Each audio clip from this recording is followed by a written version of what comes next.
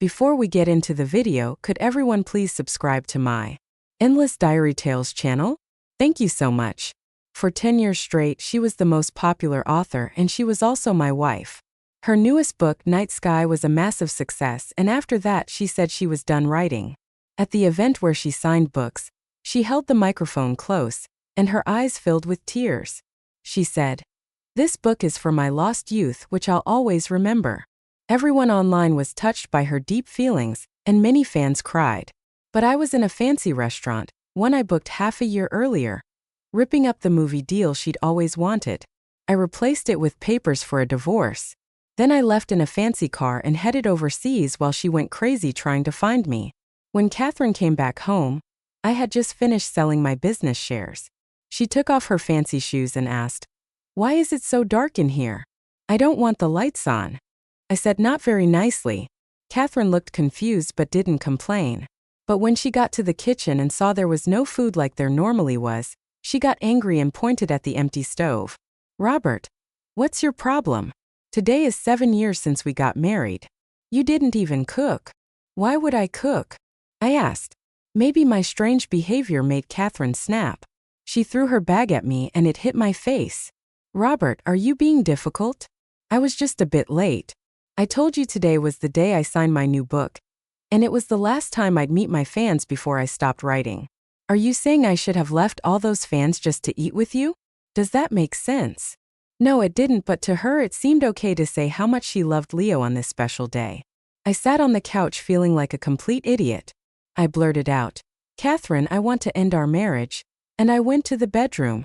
I heard the water running in the shower. I cleaned my face. An hour before, I was at that restaurant I booked 6 months ago, waiting for Catherine to show up. Today was our 7th anniversary. Catherine had said she had a surprise for me. I also had the movie contract for her new book, something she'd wanted for so long. I kept picturing how happy she'd be. Right before the book signing, Catherine sent me a message. "My love, I'm a little tied up today. Wait for me, please." I felt a rush of warmth and told her to take her time. I opened the live video of the signing. Catherine was there in a white dress, holding the microphone with tears in her eyes, and she started to talk, her voice shaky. "Thank you all for being here. Night Sky is based on a true story about the pure love between me and my first love, Leo. This book has all my young sweet memories, and I've decided I won't write anymore after this." I just stood there frozen as loud clapping filled the live video. Many fans ran up, asking Catherine what happened with her and Leo. I held my breath waiting. Then she spoke again, her eyes red. "He left me when I was 18. I've missed him every day since. My heart broke into pieces. I don't even remember how I got home. If Leo was her real love, what was I? What did 7 years of being married even mean?" I showered and started packing my suitcase. I didn't notice when, but Catherine was suddenly in the bedroom. She saw what I was doing, and for the first time I saw a little fear in her eyes, which were usually so calm. She took my hand and said, "Honey, I know you're mad about today." I stopped for a second and my hands froze. Catherine kept talking, shaking my arm and acting cute. "I was late for our anniversary, and it's my fault. I even have a signed copy of Night Sky for you. Aren't you excited?" I looked at the book in Catherine's hands with Night Sky on the front, and I just felt like she was making fun of me on our anniversary. She was thinking about her first love who was gone, and now she wanted me to be part of it too. I pushed the book away, saying coldly, "You can keep that book to remember Leo." "I don't want it." Catherine's face went white. She tried to speak, but I'd already picked up my suitcase and was heading for the door. Seeing how determined I was, Catherine got angry. "Robert, are you serious? Leo died so long ago. Do you really have to fight with me every day about someone who's dead?" No, I didn't, but I knew that to Catherine, Leo wasn't just someone who had died a long time ago. His ways, the things he liked, every word he said, every look he gave, they were always there in our lives. After 7 years, I thought I had finally won Catherine's heart, but I never guessed that deep down, the person she still wanted was Leo. Since I was always the outsider in this 3-person relationship, I decided I would leave. Catherine was also mad because I was quiet. She threw our wedding picture from upstairs, and it landed at my feet like she was letting out her anger. "Okay, go. If you leave, don't ever return." Tomorrow we'll go to the office and get a divorce. I walked alone on the empty street, pulling my suitcase. I couldn't help but remember the past with Catherine, Leo, and me. I knew Catherine had a first love who had died. Leo was a huge part of her life, almost from the very beginning.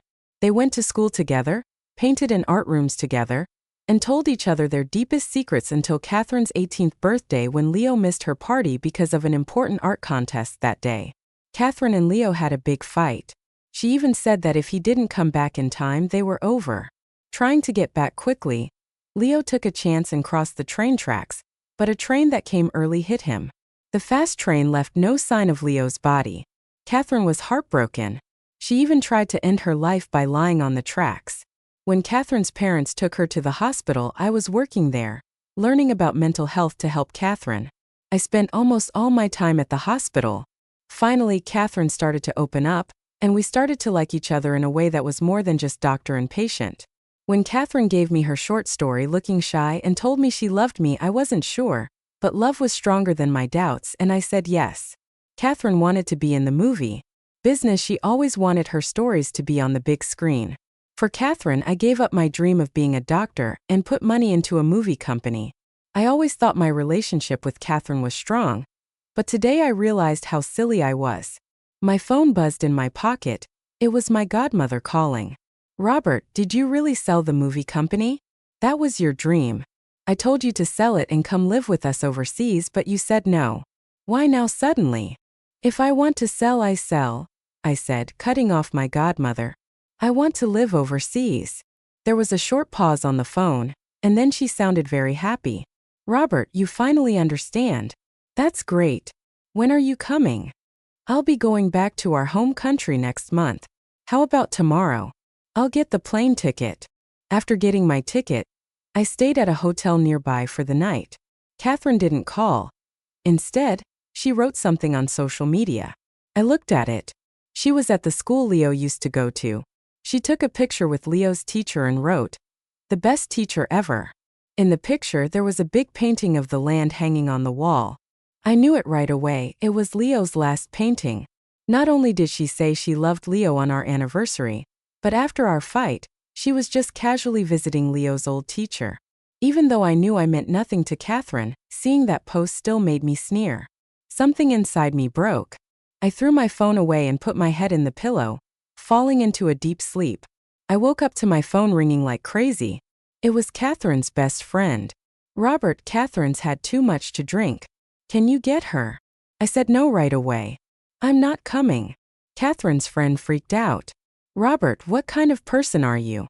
Do you even know that Catherine sold the rights to Night Sky for cheap so your company could do well?"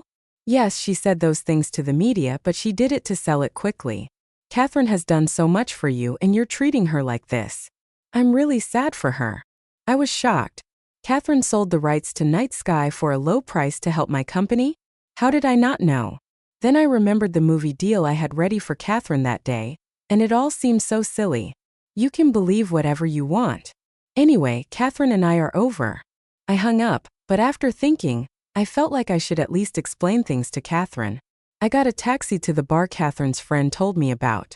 Sure enough, Catherine was passed out in a booth, very drunk. As soon as she saw me, her eyes got red and she hugged me, saying, "Honey, you're here at last." Catherine cuddled up to me like a baby cat. Her loving actions and needy words made it hard for me to let go. I couldn't help but think maybe it was all a mistake. But then Catherine put her arms around my neck, and tears started falling on my clothes. "Leo, you're finally here. I thought you were mad at me and wouldn't come back. I got all your paintings from the teacher, and I've got the money for your art show. You won't have to worry about no one seeing your art anymore. I'm going to put your paintings everywhere in the city. I want everyone to know that Leo is the best artist." My body went stiff, and when I reached out to touch Catherine, my hand just fell because I couldn't paint.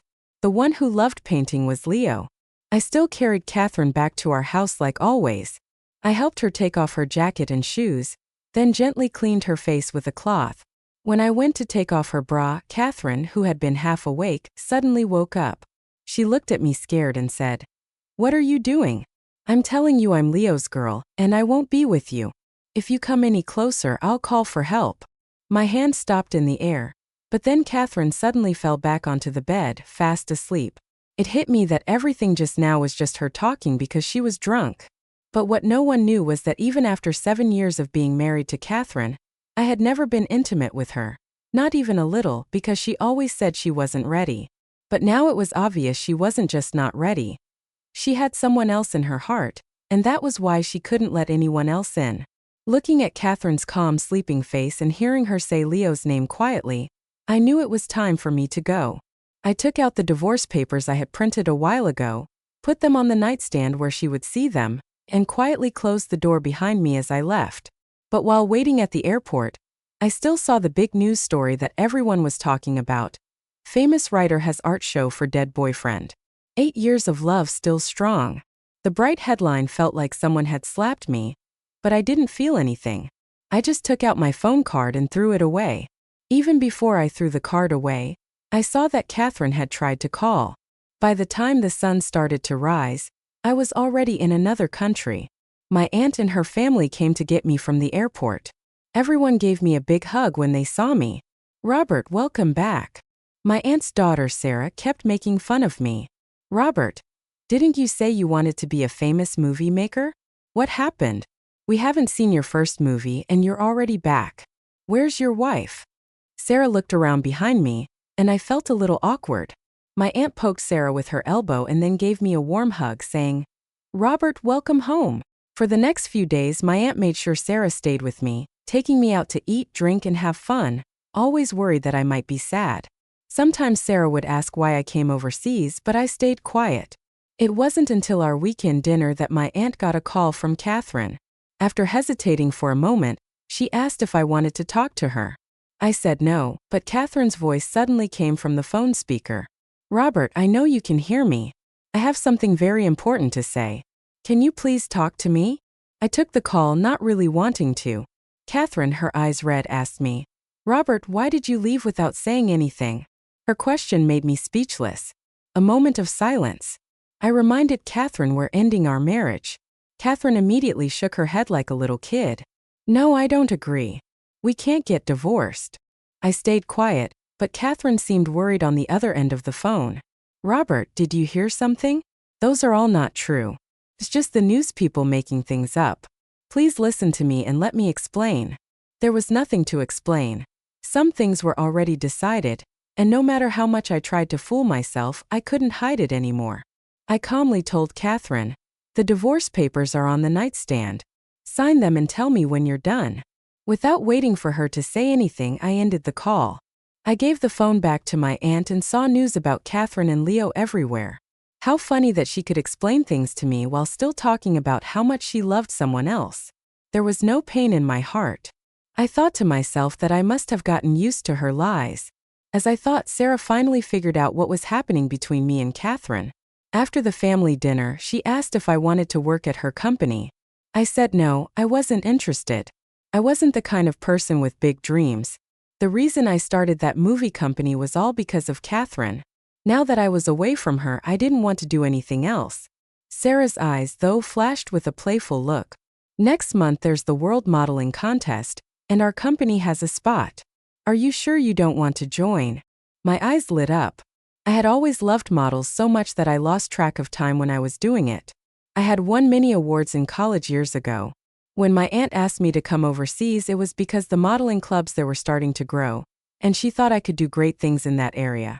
But for Catherine's sake, I had given up on my dream and spent all my time being with her. In the end, all I got was her deep betrayal.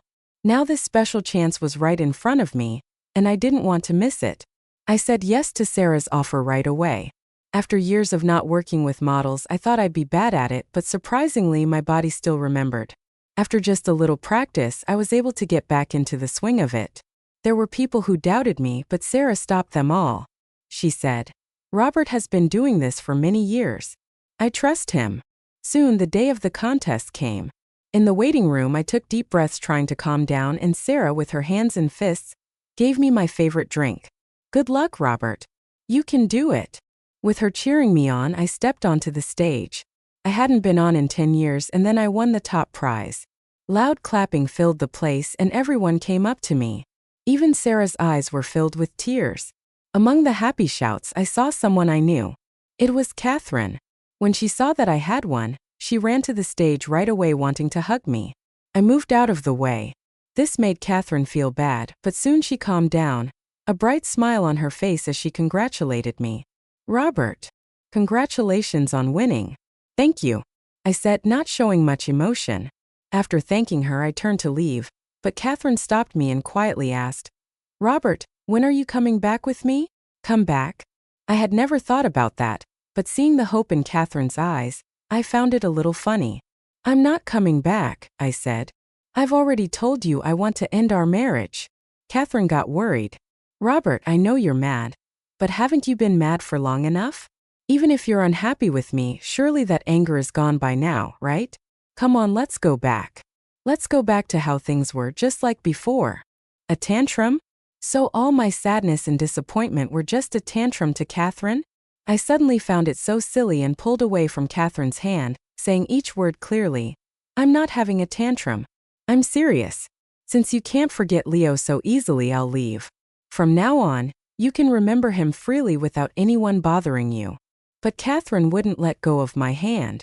Under the bright lights, someone knew who she was and started taking pictures like crazy. The microphone was pushed in front of her. "Catherine, are you the writer of Night Sky? Didn't you say before that you were going to stop writing to remember your dead lover? Who is this man? Do you have a new boyfriend? What does Leo mean to you?" One question after another came like thunderbolts, and Catherine couldn't answer any of them. Seeing her face get red, I suddenly thought everything was so ironic. I let out a cold laugh and walked off the stage by myself. But these reporters were more determined than I thought. When they couldn't get answers from Catherine, they shoved the microphone in my face, asking very harsh questions. "Mr. Robert, are you the reason Catherine and Leo's relationship ended? Why are you breaking them up? Fighting for the love of someone who's dead? Don't you feel bad?" I looked at Catherine beside me, her lips pressed tightly together, not saying a word to explain. She let the mean comments drown me. Finally, it was Sarah who couldn't take it anymore. She pushed through the people to stand by me and block all the mean-spirited questions. "What are you all talking about? Robert and Catherine are married. They've been married for 7 years. As for that Leo, I've never heard of him. Even if there was someone interfering, it would be him." Sarah's words immediately changed the focus, and everyone looked at Catherine.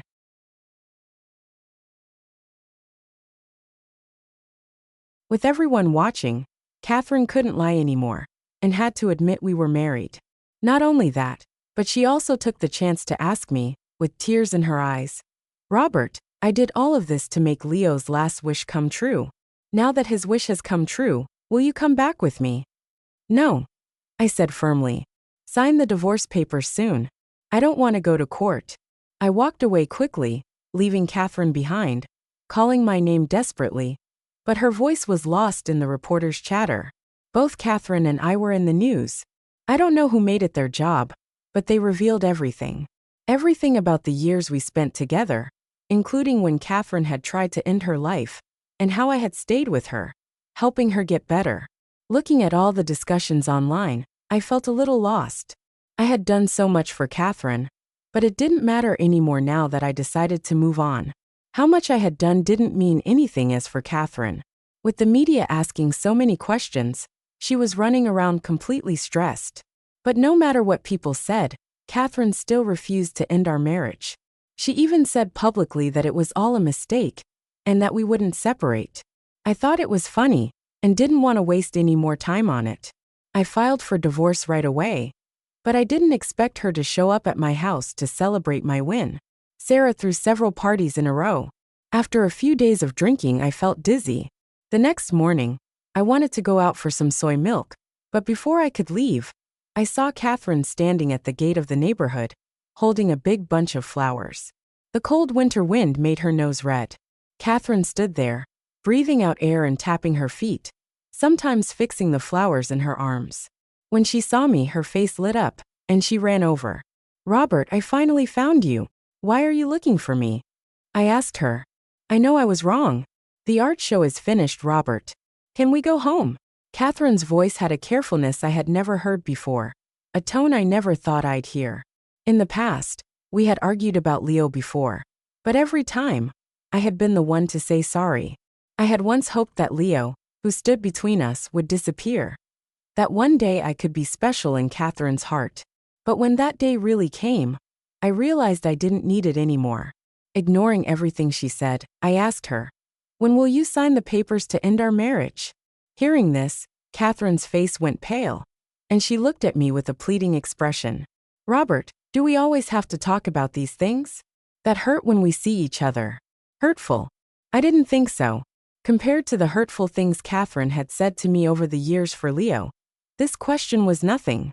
Besides, hadn't this always been what Catherine wanted? To be known openly as someone who loved Leo. Not wanting to say more, I made everything clear. "You don't have to sign, but I've already started the divorce process. The court date is next week. Make sure you're there." Catherine's face turned pale. She grabbed my sleeve, her face turning white. "Robert, can we really never be together again? I brought you something, your favorite jasmine flowers." Catherine handed me the flowers. But before the flowers could even get close, Sarah, who had come out, grabbed them and threw them in the garbage. "Is Robert allergic to flowers? Are you trying to hurt him?" Catherine tried to say something, but my face started swelling up quickly because of the allergy. With no time to say anything, Sarah drove me to the hospital right away.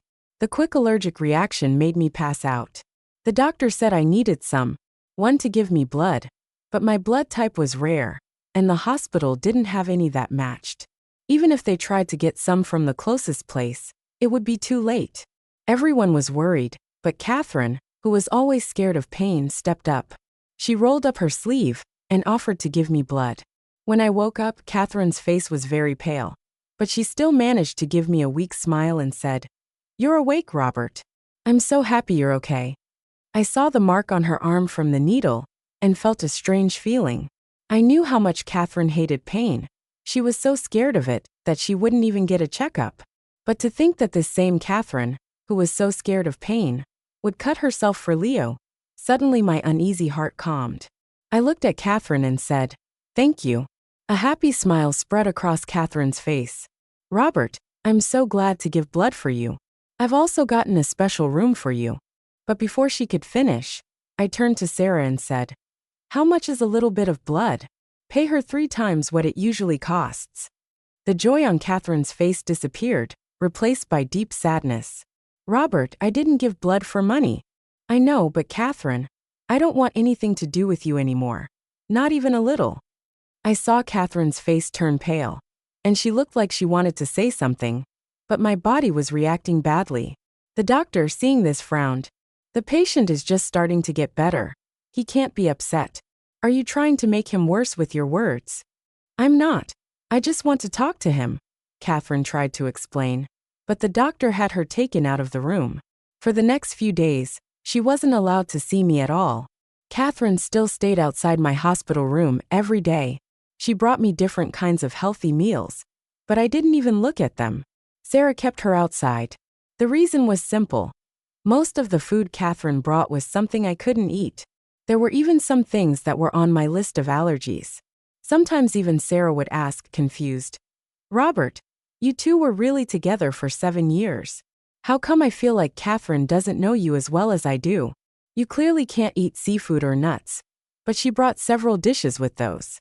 Even after I told her, the next time she brings food, it's the same food you're allergic to. Does she want to help you, or does she want to hurt you? I just smiled. I believe Catherine really wanted to take care of me.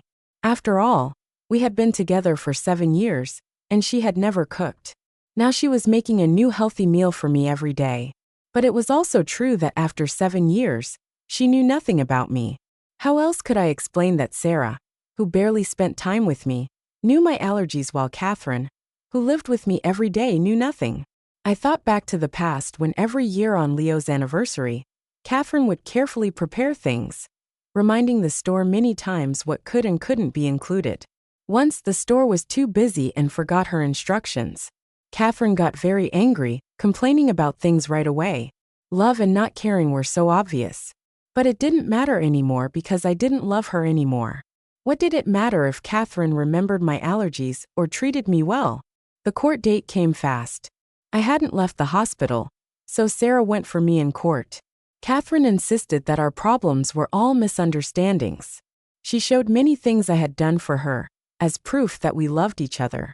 Sarah scoffed and simply showed an interview Catherine had done before she stopped writing, which was enough to prove that our relationship had ended a long time ago.